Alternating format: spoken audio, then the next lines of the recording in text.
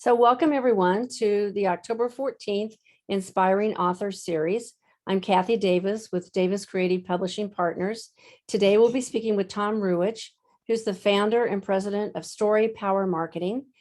We'll be talking about how to harness the power of storytelling to captivate prospects and inspire them to act. Before we officially welcome Tom, I want to first remind everybody of a few logistical details. This call is being recorded, and you'll receive a link to the YouTube video early next week. Your attendance at these meetings does serve as your permission to be seen in the recordings. Please, we've gone through the mute thing. Your chat button is down at the bottom of your screen. If you have any questions while we're talking with Tom, please type them into that chat box, and we'll make sure we get to those during the call. We do promise to end the call around noon or shortly thereafter. If we have a lot of questions, sometimes we go a little bit longer to make sure we've covered everybody's question. So please help me welcome Tom Ruwitch. He, as I mentioned earlier, the founder and president of Story Power Marketing. Coaches, consultants, and thought leaders choose Tom to power up their stories so prospects will tune in, stay tuned, and act. Through consulting and group coaching programs, Tom helps clients discover and tell powerful stories easily and quickly, without writer's block, without getting stuck. Prior to establishing Story Power Marketing, Tom founded and ran MarketVault, a marketing and software firm specializing in email and other digital marketing. In 2019, after 19 years in business, MarketVault merged with Benchmark Email. Tom left the company to bring Story Power to us. So welcome, Tom. Thank you, Kathy. Just for those who weren't here at the very beginning, I am in a park in the middle of Topeka, Kansas, en route from St. Louis to Denver. Very grateful not to be booked on a Southwest flight right now, but I'm driving. So we got off the highway, paused at the park. I'm sitting under a beautiful oak tree. My face is a little bit in shadow. Ordinarily, I'd be better lit than this, but hopefully there won't be much background noise. No, it's a great atmosphere that you're bringing with you today. Good. It's a beautiful day here. And that's a beautiful park.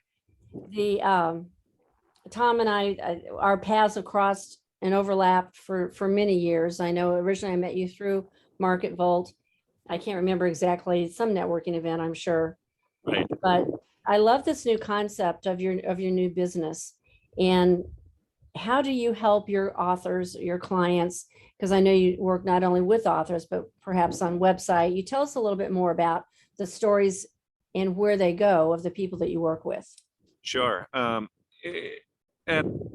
its heart, storytelling for business is about discovering what makes your prospects and your customers tick. It's their stories that you really need to be evoking in your marketing. What's the journey they want to take from before to after? What's the emotional transformation that you help them achieve through your product and your service? And so if you can discover your prospect's story, then you're going to be in a much better position to create content that makes them lean in, that captivates them, that inspires them to say, tell me more, that ultimately inspires them to act and wish to do business with you. So what we really are all about is helping our clients discover the stories that are all about their prospects and then figure out creative ways to tell them so prospects will be captivated, so prospects will be inspired to act. And you can, motorcycle in the background. So prospects. It wasn't as loud on this end, so it's all good. Not too bad. Good. Yeah. Good. So prospects will be captivated, inspired to act, and you can spend more time serving clients and less time selling, pitching, prodding. That's what it's really all about. So where do your clients share these stories? Yeah, well, it begins oftentimes on the website. So does the website evoke the story?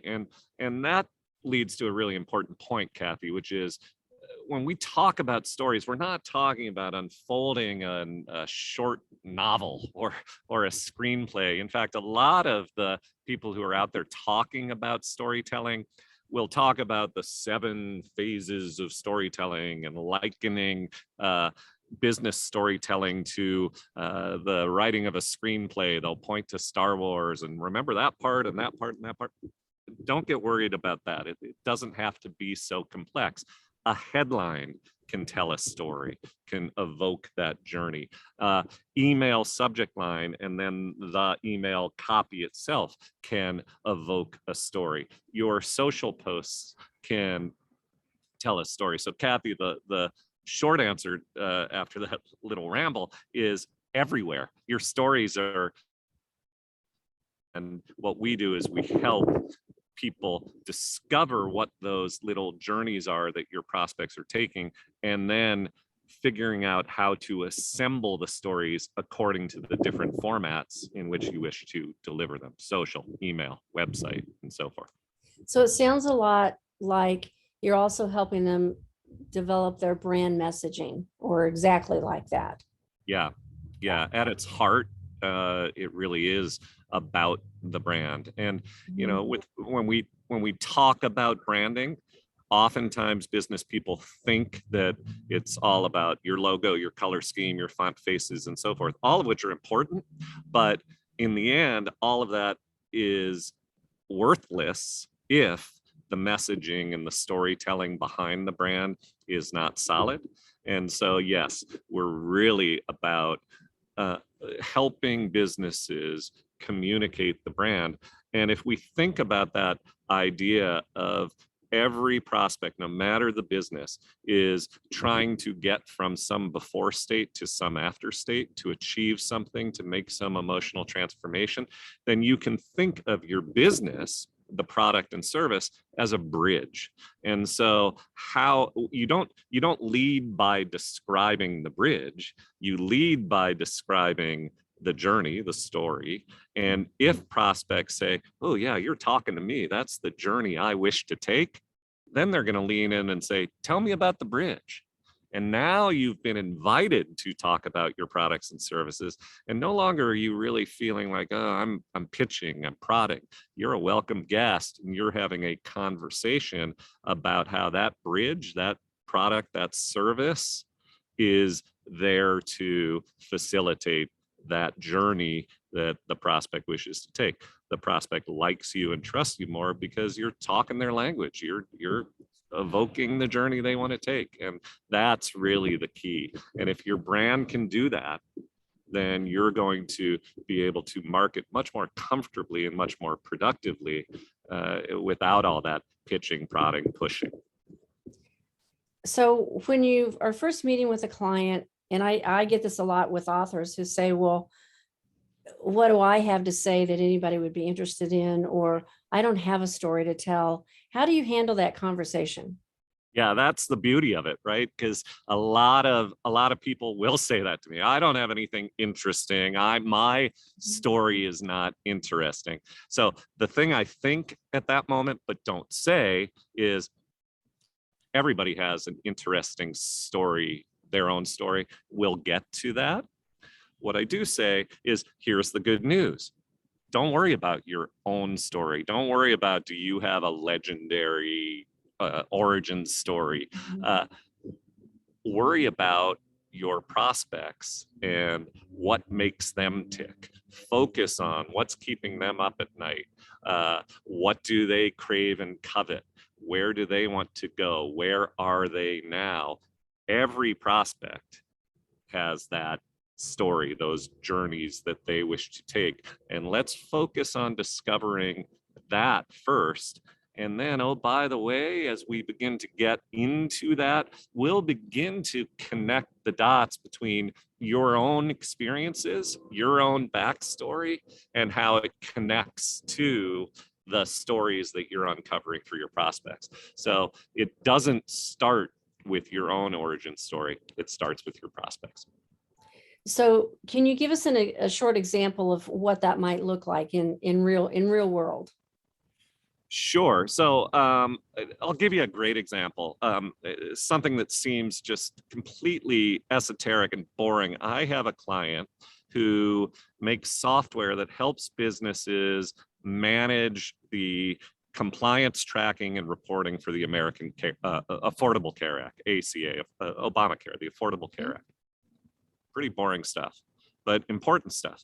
And so when I went through the process of story discovery with that company, one of the things I did is I sat down with the frontline people, the customer support people, and I asked them the question, tell me a story, tell me stories about the time that a customer gave you a hug, literally or figuratively, the biggest bear hug that you got from a customer. And one of them shot, it was a Zoom meeting, one of them shot her hand up. Oh, I know, I want to tell this story. And the story she told was how one of her clients, the first year that they were using this software, said to her in tears, "This is the first year in several that I have had time to go Christmas shopping for my family."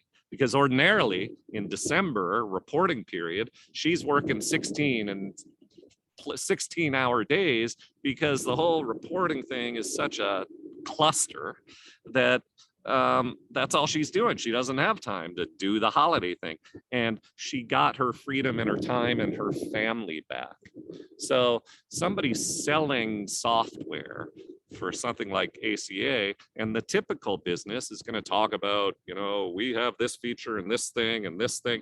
And to the extent that they might talk about benefits versus features, they might use phrases like time saving, efficiency, so forth. And those are benefits, but they're not that emotional transformation. They're not, you get your freedom back. You move from feeling stuck 16 hours a day to having time to enjoy the holidays. And that story is now told in videos that they use for their marketing. There's language about you no longer feel trapped in the compliance slog, all of these things that when the decision makers read them, they're like, oh yeah, this company is describing me and what I want to escape.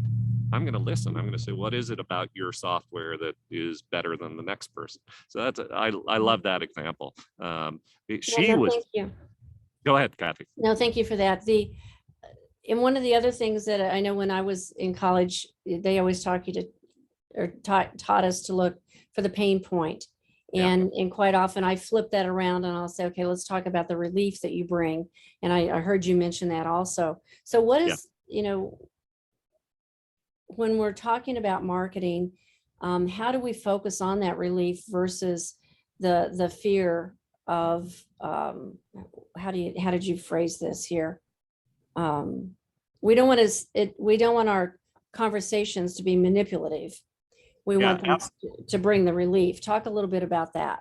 Yeah, and it's not one or the other all the time. It really often is about a before to after journey. And if you are really going to get in there and empathize with and connect with and understand your prospects, you have to meet them where they are. You have to understand what they're going through. And sometimes they start from a place of frustration and pain and so forth. Now, the important point, Kathy, as you noted, is you have to then explain, well, there's relief on the other side. You don't just, stick your needle in and agitate against that problem, but you do want to acknowledge the pain and the frustration if that is in fact what they are feeling. Oftentimes I hear from my own clients or prospects who say, well, I don't want to talk about their pain. That's manipulative. That that's negative, and so on and so forth. Well, the answer that I give is that the difference between manipulation and negative and unethical versus persuasion, ethical, is intent. You are providing a service of real and true value. And if that is true, than the business of talking to somebody in order to persuade them to take action, to move from pain to relief, is not an act of manipulation. It's a gift. You are providing a service. And as a coach or a consultant or a business person, you wish to serve. And so meeting them where they are, persuading them to act by reminding them of here's the journey that I can take you on, is really, I don't want to call it an obligation, but it most certainly is not an unethical act of manipulation. And so Becomes a mission. Yeah. yeah, Becomes a yeah. And so mission. this notion of that term fear-based marketing has a very negative connotation, rightly so, because a lot of people who engage in fear-based marketing are not doing so in an ethical manner. But Right. it doesn't mean that acknowledging someone's fear is necessarily manipulative or unethical. It's creating that awareness. So when Right. you have a client that is stuck in that fear-based mentality, because so many of us were taught that many years ago, how do Yeah. you move them into that more positive serving-based mentality?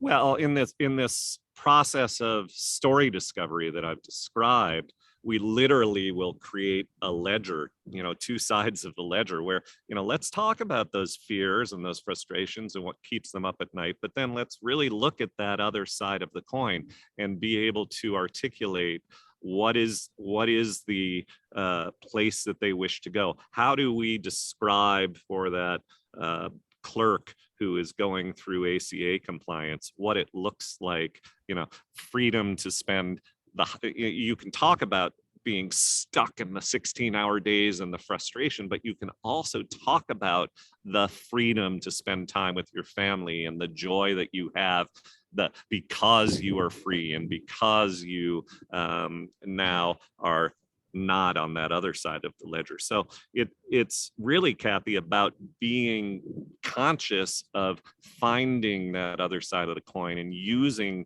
language. And that's why that bridge metaphor is so important.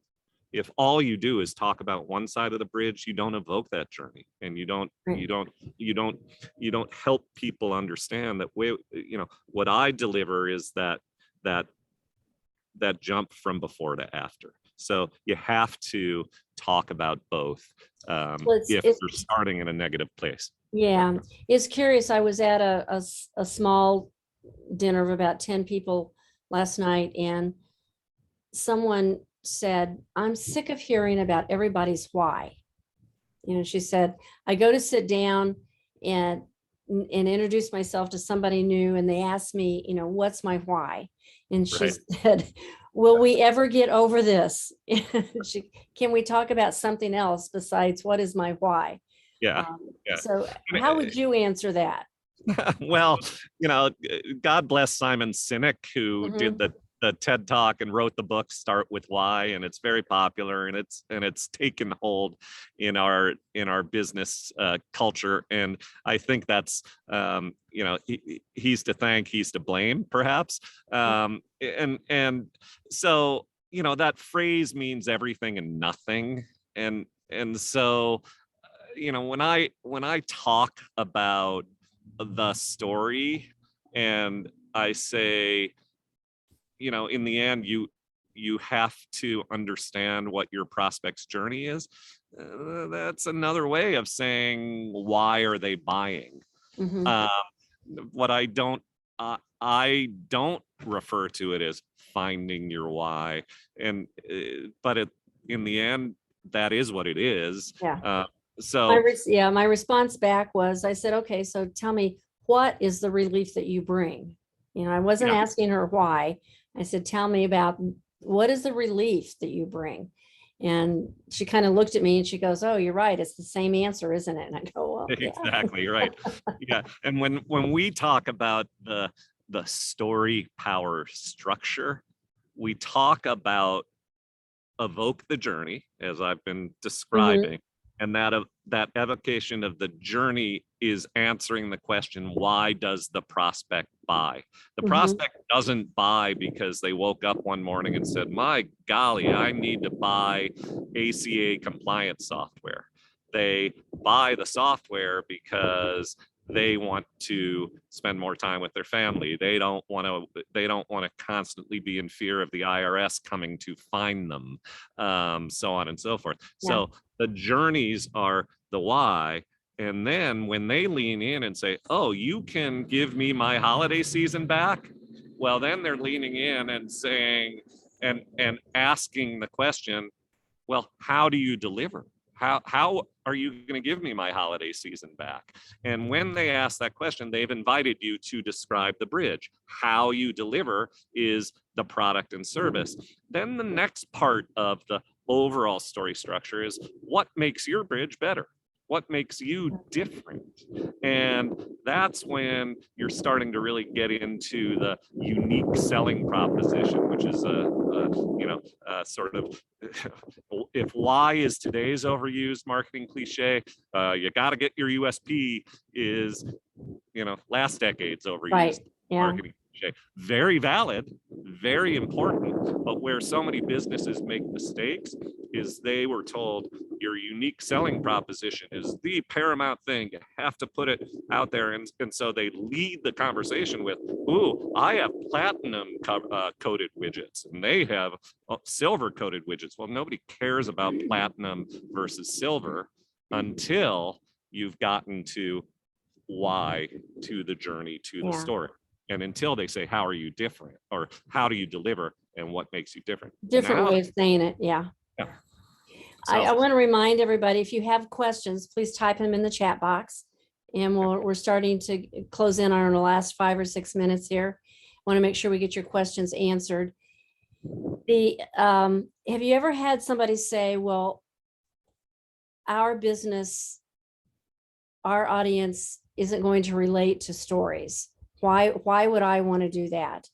Yeah. Or it seems maybe that's more of a retail strategy, but I attract the high net worth level client and they're not going to get into that. How do you deal with that? oh yeah, I've heard that. And, I will often answer that by saying, do you think your business could benefit if your prospects know, like, and trust you? And most people will answer, well, yeah, I can see how that would benefit me in my business.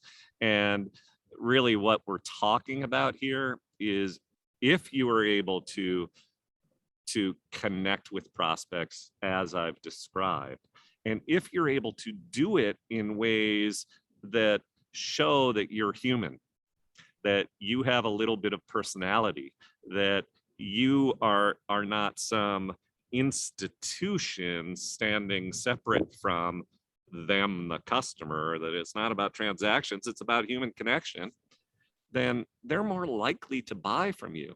And that applies to corporate customers, that applies to coaches and consultants, that applies to professional service providers, lawyers, accountants, and so forth. It applies to any business. And so I think that what happens in business is we often think that professional means serious, buttoned up, not putting up a guard. And so for some, this notion of I'm going to tell stories, I'm going to put a little personality in my copy, makes them uncomfortable. We have to work through that because they're better off if they take that step and allow themselves to tell those stories and then lower their guard and show their personality a little bit.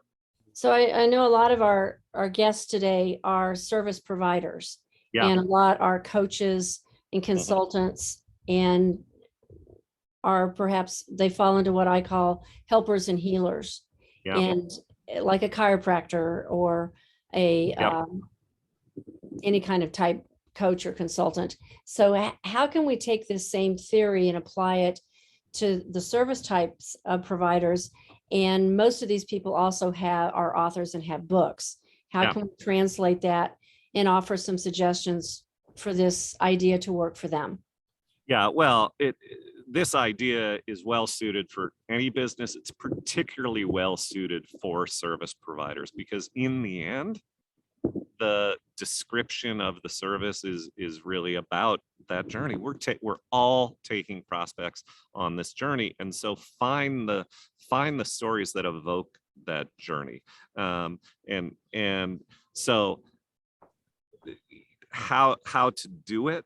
Start by answering those questions. What makes my prospects tick? What keeps them up at night? What is it that they crave and covet? What is it that they fear? Where is it that they want to go? And there's a little trick that I help my clients work their way through. When you answer a question about, what makes them tick, or what is it that they crave or covet, you might answer it in a certain way, and then take that question, or excuse me, take that answer and ask a follow-up question. What would that mean for them? So if the answer is they want more time. So we're talking about ACA compliance or something. What do my prospects crave? Well, they want more time. Okay, great. Yeah, I deliver more time. I deliver time savings. But what does that really mean for them? Oh, well, if they had more time, they would be able to leave the office earlier. Okay, great. What does that really mean for them? Keep asking that. And if you keep asking that, what you'll eventually get to is something that's much more rooted in emotion, much more rooted in how whatever it is you deliver makes them feel. And if you can talk about how it makes them feel, I feel more connected to my family. I feel like I'm a mom again. I feel like I got Christmas back. Those were the things that woman said to the vendor at the ACA company. And once you get there, wow, you've got gold. You have the building blocks to evoke very powerful stories, whether it's in a book or whether it's in a blog post or whether it's in a social post. And that's really, in a nutshell, the exercise. Mm-hmm. Yeah. And I think also from an author perspective, quite often, once you identify who your target audience is, which is one of the very first things we ask them to do, right, you want to find out, you want to ask yourself, well, why is it that they would want to buy my book? Yeah. And really, authors are offering relief. So like a novelist offers escape. I need to get my head out of my workplace, need to get a head out of my family, need to go sit in a chair on the back porch or whatever it is and read this book, and it'll help me escape. That's what a novelist does. Whereas a memoir typically would be attractive to people who love history and want to hear, and they may not know your family, but they still love history. And a nonfiction helping type book, and the chiropractor comes to mind for me, but the chiropractor is offering alternative ways of getting healthy. And that's the relief. If traditional ways haven't helped, look over here. And that's what that author would be offering. Yeah. And Kathy, what I would say to that is alternative ways of getting healthy. What does that mean to you? And so one prospect, the story might mean, well, that means that I can go on hikes with my wife or husband or whatever it is. That means that I can begin to enjoy those things I used to enjoy, but I've lost. That means that I'm sleeping better at night and not waking up stressed in the morning. So, distilling it down to those stories can take the description of what you do and why you do it, and just give it that kind of oomph that draws prospects in and really says, oh yeah, you're talking to me. And that's what it's really all about. So as an example, ways to, if the chiropractor then could find additional ways to attract that audience. And it might be offering additional downloads, free downloads on their website that have content that is valuable, that answers those questions. And it could be 10 easy recipes to help you feel better and healthier so you can spend more time with your family, or take that run in the morning that you miss that you used to do. So start thinking outside of the box and building bigger ideas beyond the current story. Yeah, and what you did, Kathy, there, and this is what I meant in one of my very first statements, you've told the story in the headline or the title of the download. Moving from I couldn't take that run or enjoy time with my family to now I can. Take that run. It's not a big yeah.